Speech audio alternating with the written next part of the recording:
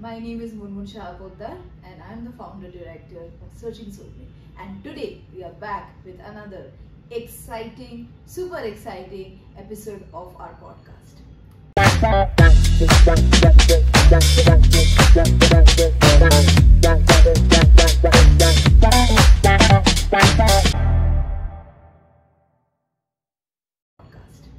আজকের যে স্টোরিটা আছে সেটা কিন্তু ভীষণ heart touching and guess what, today we don't have one guest but we have two guests on our show, a sister and brother duo.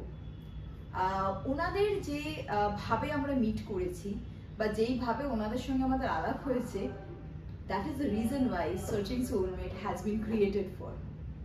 I am so happy to invite one of our first members to the fraternity of Searching Soulmate, who came forward to be part of this exciting podcast. Searching Soulmate as a platform is all about helping you connect with each other, helping you make genuine connections. And we surely made a genuine connection when we meet our guest for the day, Ritesh Ghosh and Aparna Ghosh. Namaskar. So let me tell you a little bit about Ritesh da and Aparna di, as we love to call them.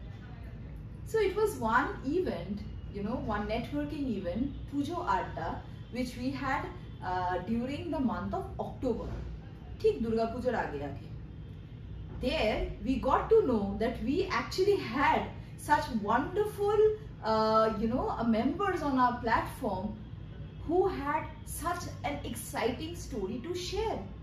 আমাদের ওই আড্ডা session যখন চলছিল, কিছুটা ওনাদের কথা শুনি এবং সেদিনকেই কিন্তু ওনাদেরকে বলেছিলাম আপনাদের কিন্তু আসতেই হবে আমাদের পডকাস্টে। এবং finally we have them over here. Ritesh বাবুর সম্বন্ধে অনেক কিছু বলার আছে।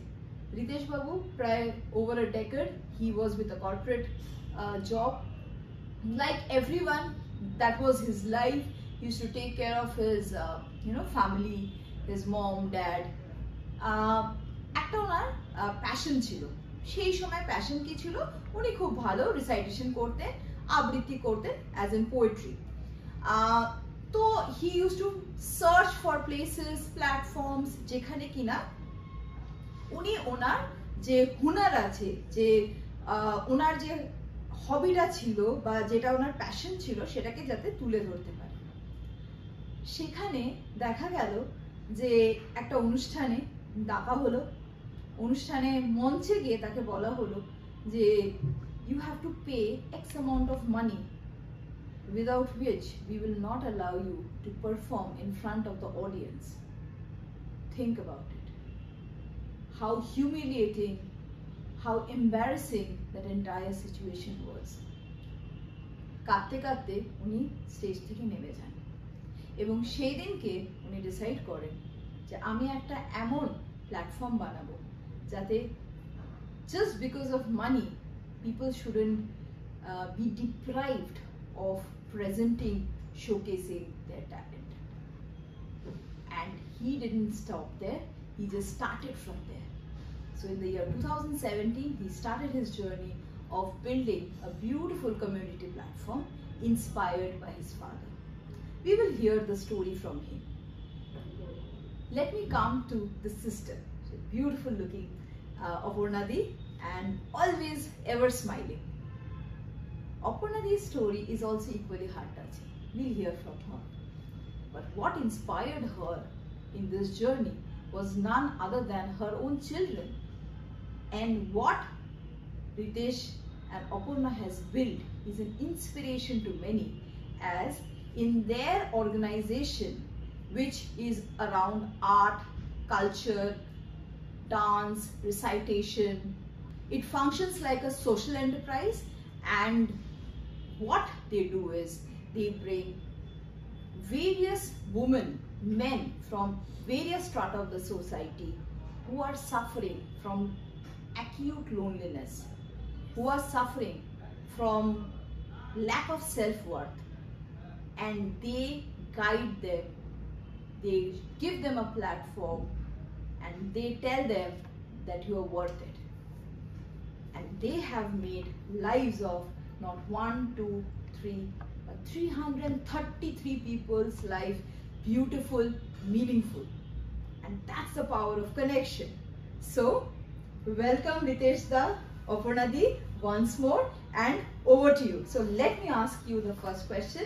Share your story which has inspired you to be here in this journey, and how your father has influenced that decision. আমার জার্নিটা শুরু হয়েছিল 2003 সালে।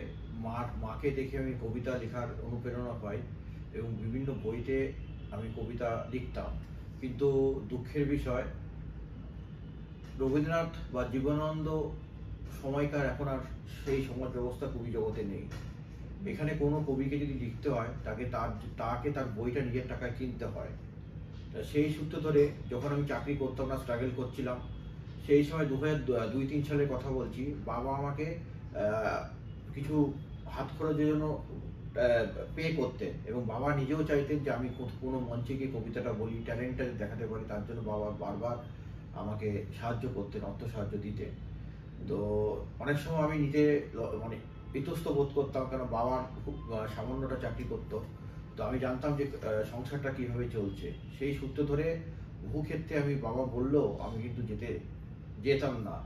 তো সেই সূত্র ধরে বাবাই আমাকে প্রথমে ইন্সপায়ার দিয়েছিল যে না, তুমি ঘরে বসে থেকো না, তুমি এগুলোকে করো, এগুলোকে লেখো। আর সব থেকে বড় বিষয় হচ্ছে, আপনি একটু আগে বলেছেন যে একটা মঞ্চ থেকে আমাকে নামিয়ে দেওয়া হয়েছিল। সেই সূত্র ধরে আমার জেদ ছিল যে আমি এমন কিছু করব, শিল্পীরা যাতে কলকাতা শহরে একমাত্র আমাদের দল যারা কোনো প্ল্যাটফর্মের জন্য কোনো টাকা পয়সা আমরা নিই না, উল্টে আমরা শিল্পীদের অনুষ্ঠান দিই। কিছু কিছু ক্ষেত্রে আমাদের পে করা হয়, কিছু কিছু ক্ষেত্রে পে করা হয় না, কিন্তু মেমেন্টো, টিফিনের প্যাকেট এবং যাবতীয় সম্মানই তারা দেন। সেই সূত্র ধরে আমার জার্নিটা শুরু। 10 জনকে নিয়ে শুরু করেছিলাম, আজকে 333 জন। Very inspiring, Ritesh da.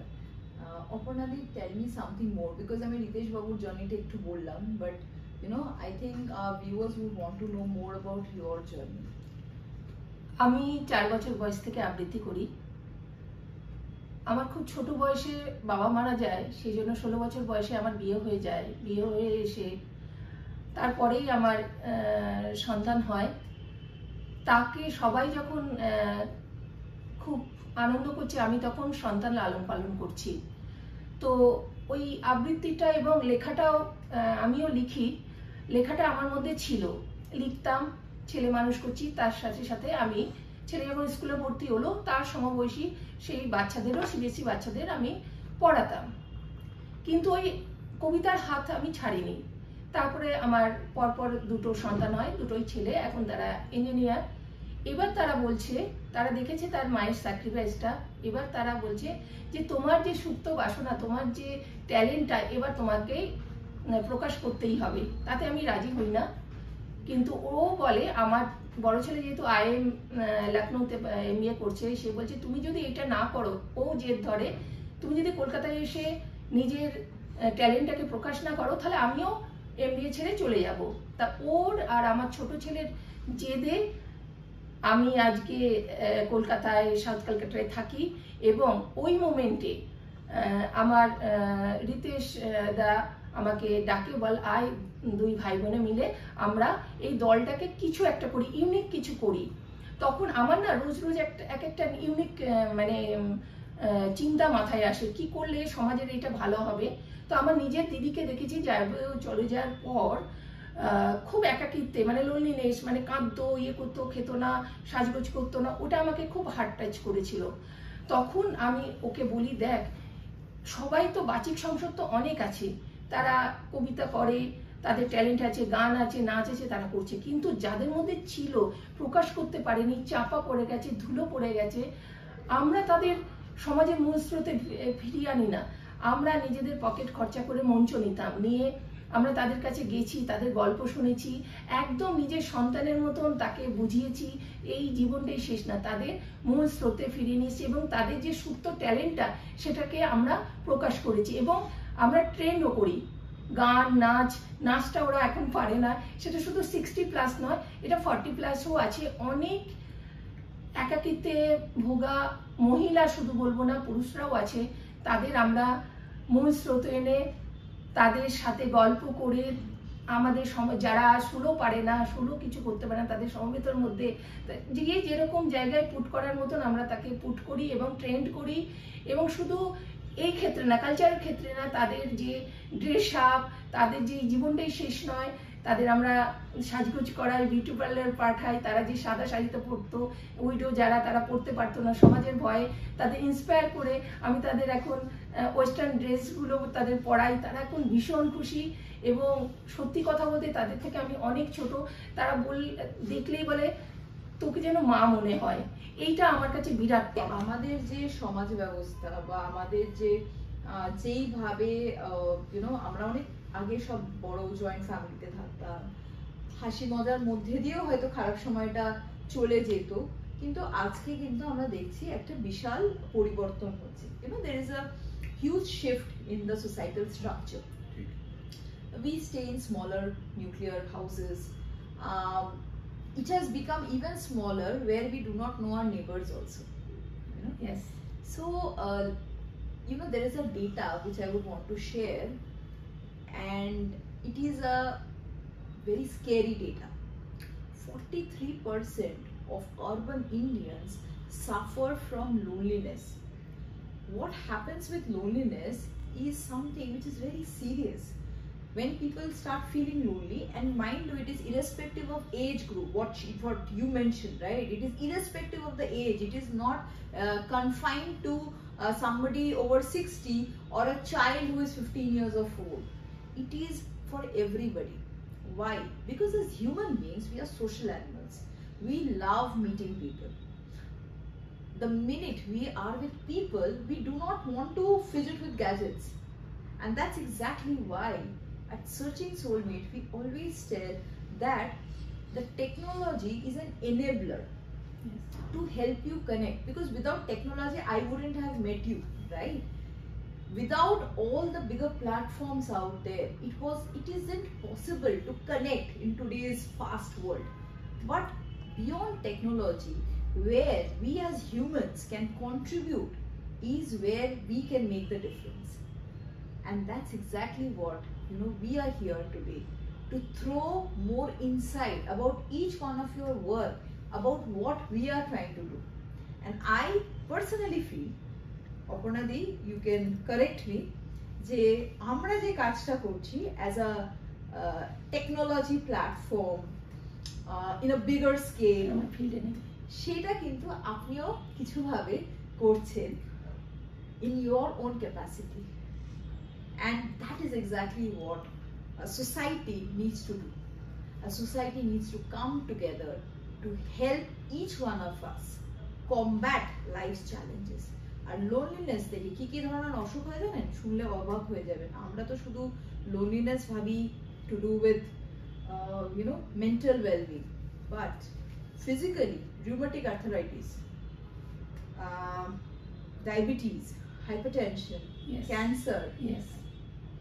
Alzheimer, Yes. dementia, সব ধরনের অসুখ কিন্তু লোনলিনেস থেকে স্টেম করে। Yes. So today we stand at a juncture of urban life where technology is supposed to help us, not alienate us. একদমই ঠিক।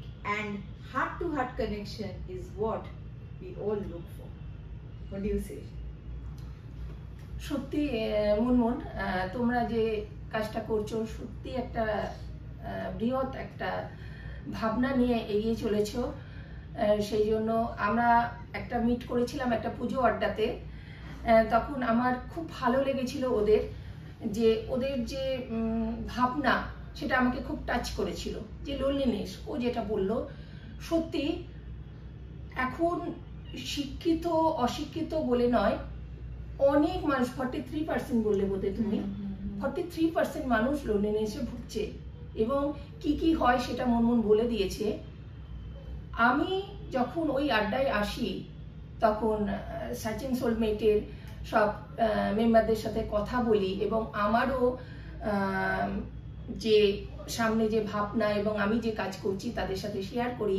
তারাও খুব ইন্সপায়ার করে এবং আমি দেখলাম ওদের সাথে চললে মানে একই পথে চলছি, ওদের একটা পার্ট, আমি একটা অন্য পার্টে এই লোনলিনেসটাকে আড্ডা, গান, তাদের মুখে হাসি ফোটানোর জন্য আমাদের কালচারাল দিক দিয়ে তাদের যে সুপ্ত ট্যালেন্টগুলো সেগুলোকে আমি টেনে টেনে সমাজে সবার সামনে প্রকাশিত করছি। আমি অন্তত এখনো পর্যন্ত 200 জনের কে টেনে আনতে পেরেছি এবং ব্যাকগ্রাউন্ডে হয়তো 500 জন আরো লাইন দিয়ে আছে, তারা বলছে তোকে দেখে হাসতে শিখেছি। তো সার্চিং সোলমেটকে অনেক অনেক ধন্যবাদ বলবো না, সত্যি কথা তাদের সাথে আমরা একই প্ল্যাটফর্মে চলছি, কিন্তু আমাদের হ্যাঁ আমরা একটা পার্টি, ওরা আর একটা পার্টি, কিন্তু আমাদের চিন্তা ভাবনা এবং আমাদের উদ্দেশ্যটা কিন্তু একই, ওই লোনলিনেস। যারা একদম একাকিত্বে ভুগছে তাদের মুখে কি করে হাসি ফোটানো, শুধু হোম ওয়ার্কার নয়, যারা চাকরি করছে তারাও কিন্তু লোনলিনেসে ভুগছে। এবং আমাদের অনেক চাকরিজীবী আছে, তারা যখন দিনের শেষে চাকরিটা শেষ করে বাড়িতে ফিরছে তখন একা, তখন আমরা তাদের বলি আজকে এই ডেটে আছে তোমরা চলে এসো, তো ওরা হাসতে হাসতে চলে আসে, তখন ওদের সারা দিনের টায়ার্ডনেসটা থাকে না। তো সার্চিং সোলমেটকে অনেক অনেক আবার ধন্যবাদ দেবো না, কিন্তু ধন্যবাদ না দিয়ে পারছি না।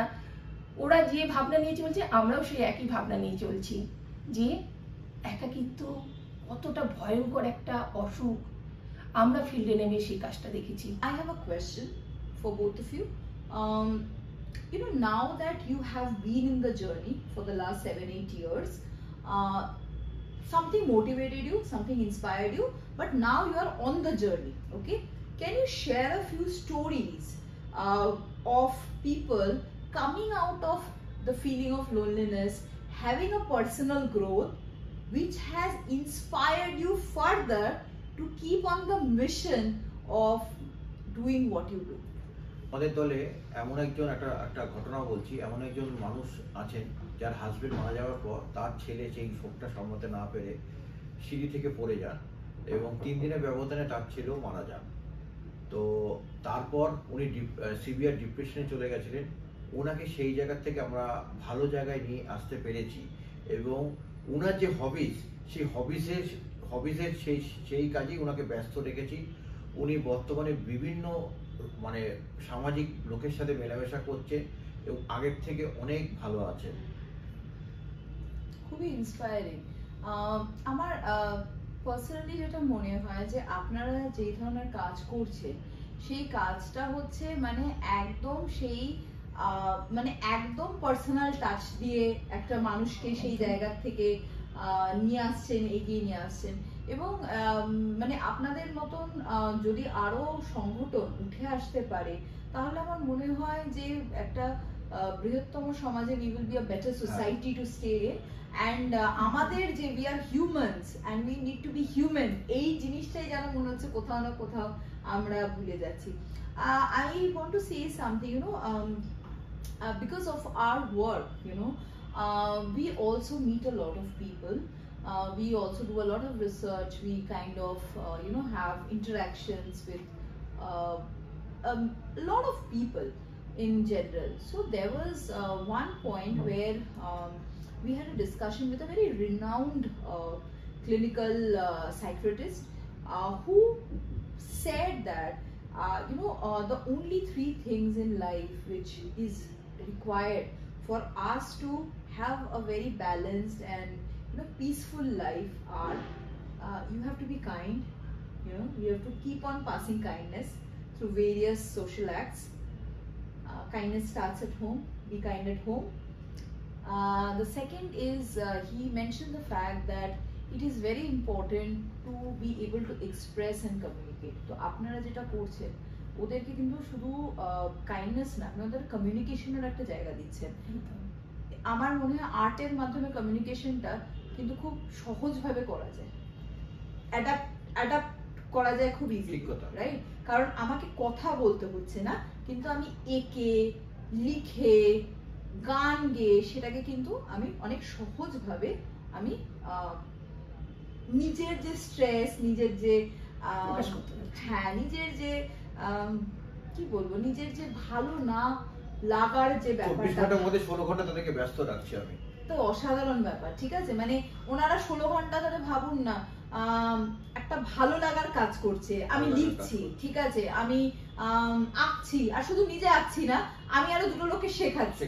So what is happening in the process is that yes, you are kind of trying to just not learn. আর উনি আরেকটা জিনিস বলেছিলেন, এইটা হচ্ছে খুব ইম্পর্টেন্ট, বলছে যে জীবনের শেষ দিন পর্যন্ত keep on learning. So today what you are doing, you are actually having all the three parts of this process, which is going to help each one of us be happier, healthier. Kindness, keeping on learning new things, and of course connection and communication. So I think what Searching Soulmate is doing on the bigger scale, and Ritesh and Aparna is also doing in their own sweet way, through their own community, through their members. Only ওদের মঞ্চ দিই না, আমরা get together করি এবং সমাজের বিভিন্ন বিখ্যাত ব্যক্তিদের নিয়ে আসি, তাদের সাথে মিট করাই, তাদের সাথে অনুষ্ঠান করাই এবং তারা তাদের সাজগোজ করাই। তারা ভীষণ খুশি, তারা তাদের সামনে যেখানে ওরা নিজেরা পৌঁছাতে পারতো না, তাদের সামনে নিজেদের গান, কবিতা সবকিছু তারা শেয়ার করে এবং এইভাবেই তাদের আমরা আনন্দে রেখেছি।